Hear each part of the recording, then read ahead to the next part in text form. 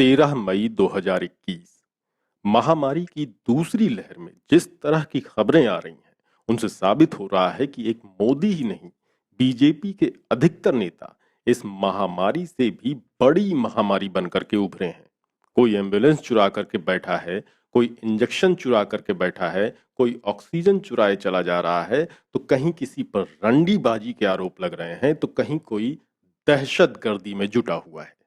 इस वीडियो में हमने बीजेपी के ऐसे ही 6-7 नेताओं की लिस्टिंग की है जो इस महामारी में महानीचता पर उतर आए हैं। अंत तक देखिएगा क्योंकि इनका सरताज सबसे अंत में सबसे बड़ा माल दबा करके बैठा हुआ है। शुरू करते हैं एमपी से, जहां महामारी की पहली लहर में बीजेपी विधायक खरीदने में जुटी थी, मगर इस बार तो उसने अमानवीयता की हर सीमा तोड़ दी है, हर हद पार कर दी है। एमपी के जबलपुर में विश्व हिंदू परिषद का एक ऐसा पदाधिकारी पकड़ा गया है जिसने अभी तक देश भर में लाखों लोगों को नकली रेमडेसिविर के इंजेक्शन सप्लाई कर दिए।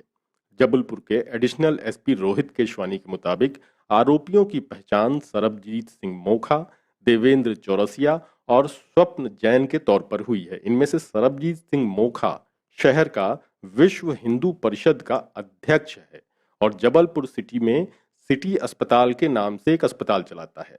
देवेंद्र चौरसिया इस विश्व हिंदू परिषद वाले मोखे का मैनेजर है। वहीं स्वप्न जैन के पास फार्मा कंपनियों की डीलरशिप है। स्वप्न जैन को तो सूरत पुलिस गिरफ्तार कर चुकी है, मगर विश्व हिंदू परिषद वाला मोखा और उसका मैनेजर चौरसिया भी फरार है। अब जरा मामला जान लीजिए। विश्व हिंदू परिषद वाले मोखा ने इंदौर से 500 नकली रेमडेसिविर इंजेक्शन हासिल किए और अस्पतालों में मरीजों को 35,000 से 40,000 रुपए में बेच दिया और इनमें नमक और ग्लूकोज से तैयार करके करीब 1 लाख नकली इंजेक्शन देश के कई हिस्सों में दलालों के जरिए बेचे गए। ये लोग पकड़े ऐसे गए क्योंकि ये लोग एक ही बैच नंबर के इंजेक्शन सबको बेच रहे थे और ये मोखा जो है इस पर सरकारी जमीन की प्रॉपर्टी डीलिंग करने के भी पहले आरोप लगे हुए हैं। मध्य प्रदेश के बाद रुख करते हैं बिहार की ओर, जहां पप्पू यादव की गिरफ्तारी के बाद लगभग सारे देश भर में ही लोगों में बेहद आक्रोश है। दरअसल हुआ यूं कि पिछले हफ्ते बिहार में जन अधिकार पार्टी के अध्यक्ष पप्पू यादव ने खुलासा किया कि भाजपा सांसद राजीव प्रताप रूडी ने अपने सांसद कोटे से जो एम्बुलेंस खरीदी थी उनको उन्होंने छुपा कर रखा हुआ है। इसके बाद पप्पू यादव ने एक वीडियो भी जारी किया कि कैसे उन एम्बुलेंसों में बालू यानी कि रेत ढोई जा रही थी। इस खुलासे के बाद राजीव प्रताप रूडी बोले कि चूंकि उन एम्बुलेंसों के लिए ड्राइवर नहीं मिले इसलिए वो इस तरह से खड़ी हुई हैं। इसके बाद पप्पू यादव ने बकायदा प्रेस कॉन्फ्रेंस की, सारी एम्बुलेंसों के लिए लाइसेंस धारी ड्राइवर इकट्ठे किए। बहरहाल इस मामले ने सोशल मीडिया पर तूल पकड़ लिया। पत्रकार पंकज मिश्रा ने कहा कि मान्यवर राजीव प्रताप रूडी जी, अगर दर्जनों एम्बुलेंस वाली खबर सच्ची है तो इस महामारी में ये विशुद्ध क्रिमिनल एक्ट है, क्राइम अगेंस्ट ह्यूमैनिटी। मुकदमा हो न हो, मगर आपसे अपेक्षा भी है और अपील भी कि आप नैतिकता के आधार पर राजनीति से संन्यास ले लें। ये शायद सोशल मीडिया पर लोगों के आक्रोश का ही असर था कि पप्पू यादव को 11 मई को आनन फानन में गिरफ्तार कर लिया गया, वो भी ऐसे मुकदमे में जो उन पर सन 1998 में दर्ज हुआ था, यानी आज से 22-23 साल पहले मुकदमा दर्ज हुआ था। पप्पू यादव की गिरफ्तारी के बाद तो देश भर की सोशल मीडिया में मानो भूचाल आ गया है और लोग राजीव प्रताप रूडी को एम्बुलेंस चोर भाजपाई टाइप की चीजें कह रहे हैं। बीएचयू में रिसर्च फेलो विकास आनंद कहते हैं कि पप्पू यादव को अरेस्ट करवा करके मौत के सौदागर भाजपा वालों ने अपनी औकात फिर से दिखा दी है। उनका काम भी यही है। बहरहाल ये हमेशा याद रखा जाएगा कि कोरोना के ऐसे वक्त में जब लोग बीमारों को ठेलों, साइकिलों और अपने अपने कंधों पर ढो रहे थे, कैसे भाजपा के सांसद ने एक दो नहीं बल्कि 40-40 एम्बुलेंस अपने घर में छुपा रखी थी। बिहार से सीधे पहुंचते हैं योगी आदित्यनाथ के इलाके में, जहां इसी महीने थाईलैंड से लखनऊ आई एक युवती की कोरोना से मौत हो गई। इसके बाद उत्तर प्रदेश की समाजवादी पार्टी के नेता आईपी सिंह, जो कि पार्टी के प्रवक्ता भी हैं, उन्होंने एक ट्वीट करके सनसनी फैला दी। उन्होंने अपने ट्वीट में लिखा कि प्रधानमंत्री नरेंद्र मोदी के साथ खड़े होकर के मुस्कुरा रहे भाजपा सांसद संजय सेठ के सुपुत्र पर गंभीर आरोप हैं। दुनिया भर में चल रही महात्रासदी के बीच थाईलैंड से एक कॉल गर्ल बुलाई गई जिसकी अब कोरोना से मौत हो गई है। फिर उसी ट्वीट में उन्होंने यूपी पुलिस से पूछा कि क्या यूपी पुलिस में हिम्मत है कार्रवाई करने की, जांच करने की। इसके बाद तो यूपी की बीजेपी में मानो तूफान सा आ गया। आईपी सिंह यहीं पर नहीं रुके, आगे उन्होंने कहा कि ना मैं किसी पूंजीपति से डरता हूं ना इस सरकार की फर्जी धमकी से। कॉल गर्ल मामले में जांच की मैं सीबीआई जांच की मांग करता हूं, दूध का दूध और पानी का पानी हो जाएगा। उन्होंने कहा कि लखनऊ पुलिस ने थाईलैंड से बुलाई गई कॉल गर्ल की मौत पर अब तक आधिकारिक बयान क्यों नहीं जारी किया, क्या लड़की के शव का पोस्टमार्टम हुआ। मशहूर पत्रकार रोहिणी सिंह ने कहा कि लखनऊ कॉल गर्ल प्रकरण अति गंभीर है। मृतका के गाइड सलमान खान से पूछताछ में क्या जानकारी मिली, लड़की किस होटल में रुकी, कैंट वाला घर किस उद्योगपति का था, उसका नाम क्या है। बहरहाल इन सारी चर्चाओं के बीच भाजपा के राज्यसभा सांसद संजय सेठ ने लखनऊ पुलिस कमिश्नर को चिट्ठी लिखी और युवती से उसकी मौत से जुड़े सभी पहलुओं पर गहराई से जांच करने की मांग की है। उन्होंने लिखा है कि थाईलैंड से आई युवती के पासपोर्ट से लेकर उसके mobile number, call detail, Lucknow में ठहरने वाले स्थानों का ब्यौरा, भारत में अभिव्यक्तियों से हुई मुलाकात का ब्यौरा निकालकर मामले की गहराई से जांच होनी चाहिए। बहरहाल अब इस केस में आगे चाहे जो भी हो, कोरोना की इस दूसरी लहर में जब हम सभी की जान पर बनी हुई है, ये याद रखा जाएगा कि कैसे यूपी में बीजेपी पर अय्याशी के आरोप लगे। यूपी से पहुंचते हैं सीधे दिल्ली, जहां क्रिकेटर से भाजपा नेता बने गौतम गंभीर गुजरात बीजेपी अध्यक्ष की ही तरह कोरोना में काम आने वाली एक बेहद जरूरी दवा का स्टोर करते हुए नजर आए। उन्होंने इलाज में काम आने वाली दवा फेबी फ्लू का भारी मात्रा में स्टॉक कर रखा था। इस मसले पर दिल्ली हाईकोर्ट ने गौतम गंभीर से पूछा कि क्या उनके पास कोविड-19 की दवाओं का सौदा करने का लाइसेंस है।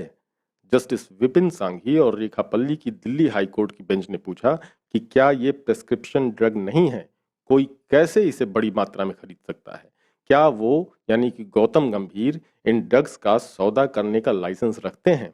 दिल्ली सरकार की तरफ से एडवोकेट राहुल मेहरा ने अदालत को बताया कि ये दिल्ली के सांसद गंभीर की ओर से आया बयान बेहद गैर जिम्मेदाराना है। जब गौतम गंभीर के कार्यालय से संपर्क किया गया तो उन्होंने कोर्ट की टिप्पणी पर कोई कमेंट करने से मना कर दिया।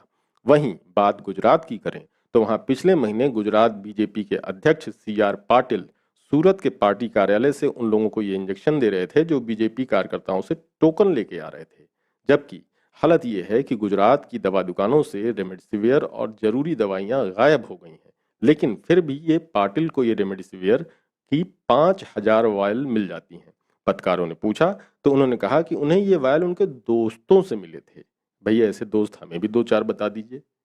दरअसल नरेंद्र मोदी की ही तरह चंद्रकांत रघुनाथ पाटिल यानी CR पाटिल के खून में भी व्यापार है और वो भी विपरीत माहौल को अवसर में बदलने में माहिर है।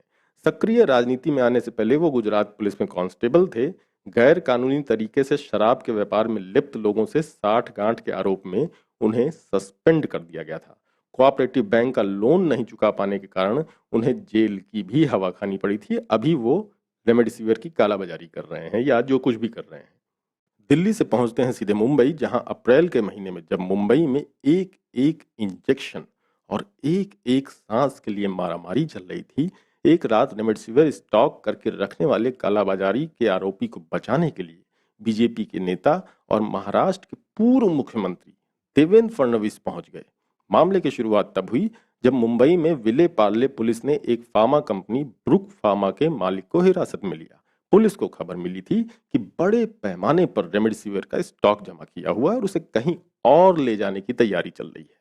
इस सूचना के आधार पर पुलिस ने कार्रवाई की और करीब 4.25 करोड़ रुपए की रेमडेसिविर सीज की। रात 10 बजे जैसे ही उस कंपनी के मालिक को पुलिस ने हिरासत में लिया, पूर्व मुख्यमंत्री भाजपा नेता देवेंद्र फडणवीस, विधान परिषद में विरोधी पक्ष नेता प्रवीण दरेकर, बीजेपी विधायक प्रसाद लाड विले पार्ले पुलिस स्टेशन पहुंच गए। इन नेताओं ने वहां पुलिस वालों से करने के कारण पूछे और जमकर खरी खोटी सुनाई। पुलिस स्टेशन में हुए इस वाद विवाद के बाद ये नेता मामले से संबद्ध अधिकारी बांद्रा कुर्ला कॉम्प्लेक्स स्थित पुलिस आयुक्त कार्यालय पहुंचे और वहां इस कार्रवाई के खिलाफ शिकायत की। इसका वीडियो भी बहुत वायरल हो रहा है कि कैसे देवेंद्र फडणवीस पुलिस कमिश्नर से बदतमीजी से बात कर रहे हैं। इस मामले में पुलिस ने फार्मा कंपनी के मालिक को तो छोड़ दिया है, लेकिन पुलिस का कहना है कि कार्रवाई किसी राजनीतिक उद्देश्य से नहीं की गई है। अब विपक्ष ये सवाल उठा रहा है कि जब रेमडेसिविर का निर्यात बंद है और सरकारी निर्देशों के बिना बिक्री नहीं हो सकती, तो ये इतनी बड़ी मात्रा में स्टॉक क्यों? कोरोना के मौके पर गोदी मीडिया भी आग में घी डालकर अपनी रोटियां सेकने से बाज नहीं आ रही है। तेजस्वी सूर्या ने बेंगलुरु में क्या किया उस पर तो बाद में आते हैं, पहले द प्रिंट की गोदी पत्रकारिता देख लीजिए। दरअसल तेजस्वी सूर्या कई दिनों से चुप बैठे थे, तो द प्रिंट वेबसाइट उसके दो पत्रकार, जिन्हें पक्का शेखर गुप्ता नहीं भेजा होगा, जो कि खुद अपनी गंदी गोदी पत्रकारिता के लिए कुख्यात हैं। बहरहाल इन दोनों ने मिलकर 29 अप्रैल को, ध्यान दीजिए 29 अप्रैल को तेजस्वी सूर्या से बात की, जिसका लब्बो-लुआब ये था कि बीजेपी युवा विंग के प्रमुख तेजस्वी सूर्या गायब हैं, जबकि युवा कांग्रेसी और आप नेता कोविड संकट में शाबाशी लूट रहे हैं। ये खबर छपने के बाद सूर्या मैदान में उतरे और 4 मई को बेंगलुरु साउथ के कोविड वार रूम में गए और वहां काम करने वाले 16 मुस्लिमों के नाम लिए और उन पर कोविड बेड ब्लॉकिंग घोटाले का हिस्सा होने का आरोप लगाया। द न्यूज मिनट की खबर कहती है कि सूर्या के इस आरोप के बाद वॉर रूम में काम करने वालों को यौन उत्पीड़न समेत कई दिक्कतों का सामना करना पड़ा, क्योंकि बीजेपी आईटी सेल ने इनका नाम और नंबर सोशल मीडिया पर लीक कर दिया था। इसके बाद बेंगलुरु पुलिस ने उन 16 मुस्लिम कर्मचारियों के साथ पूछताछ की, जिनका नाम तेजस्वी सूर्या ने अपने व्हाट्सएप चैट में लिया था और आरोप लगाया था कि वो आतंकवादी हैं। 12 मई को बीबीसी ने खबर दी कि पुलिस जांच में पता चला कि ये जिनको आतंकवादी बता रहे थे, आतंकवाद तो छोड़िए, उन्होंने कोई बेड घोटाला नहीं किया था, बल्कि वो तो कोरोना रोगियों की मदद कर रहे थे। मगर इस प्रकरण में ये साफ है कि ये सब बवाल करने के लिए कहीं ना कहीं तेजस्वी सूर्या को गोदी पत्रकार शेखर गुप्ता के द प्रिंट ने भड़काया कि वो कुछ भी नहीं कर रहे हैं। और अब आखिर में नंबर 1 घोटाला गुरु फेकेंद्र नाथ मोदी, जो इस लिस्ट में अभी भी और शायद हमेशा नंबर 1 बने रहेंगे। साहब की फकीरी ने अब वेंटिलेटर घोटाला कर ही डाला है। कोरोना काल में भारत में जहां जहां इनके झोले यानी पीएम केयर फंड से वेंटिलेटर गए, उनमें से बहुत सारे अभी तक लंबलेट हैं। भोपाल स्थित मध्य प्रदेश के सबसे पुराने और सबसे बड़े अस्पताल हमीदिया को पीएम केयर फंड से अब तक 40 वेंटिलेटर मिले हैं, इनमें से 9 खराब हो चुके हैं। बीते साल पीएम केयर फंड से ऑर्डर किए गए 2000 करोड़ रुपए के 58,850 वेंटिलेटर्स में तकरीबन 30,000 वेंटिलेटर्स खरीदे गए। कोरोना की पहली लहर का जोर कम होने के बाद वेंटिलेटर की खरीद में ढील दे दी गई। वहीं एक ही स्पेसिफिकेशन वाले वेंटिलेटरों की कीमत में भारी अंतर भी मिला। बिहार, यूपी, छत्तीसगढ़, राजस्थान जैसे राज्यों के कई अस्पतालों में पीएम केयर्स के वेंटिलेटर्स धूल खा रहे हैं। कई जगहों से वेंटिलेटर के ठीक से काम न करने की शिकायतें मिल रही हैं। कहीं ट्रेंड स्टाफ नहीं है, कहीं वायरिंग खराब है, कहीं अडॉप्टर ही नहीं है। पंजाब के मोहाली के 2 निजी अस्पतालों ने बताया है कि पीएम केयर्स फंड के तहत संस्थानों द्वारा प्राप्त 20 वेंटिलेटर खराब हैं। वहीं यूपी के कानपुर के हैलेट में 30 वेंटिलेटर खराब हैं, चल नहीं रहे हैं। हैलेट के 2 दर्जन वेंटिलेटर्स में sensor, monitor, filter, on off switch और कुछ में वायर की ही गड़बड़ी है। हैलेट अस्पताल को कोरोना संक्रमण की पहली लहर में पिछले साल पीएम केयर्स फंड से 90 से अधिक वेंटिलेटर मिले थे और ये सब कुछ एक शहरों की बात नहीं है। हमने पहले भी ये खबर दी थी कि किस तरह से मोदी जी ने अपने गुजराती दोस्तों को वेंटिलेटर बनाने का ठेका दिया है और किस तरह से वेंटिलेटर के नाम पर कोरोना मरीजों को चूना लगाया जा रहा है।